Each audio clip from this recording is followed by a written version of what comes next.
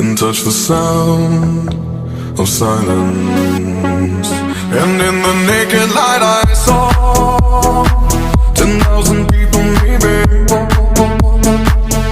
people talking without speaking, people hearing without listening, people writing songs that voices never share, and no one dared disturb the sound of silence. Fool said, you do not know.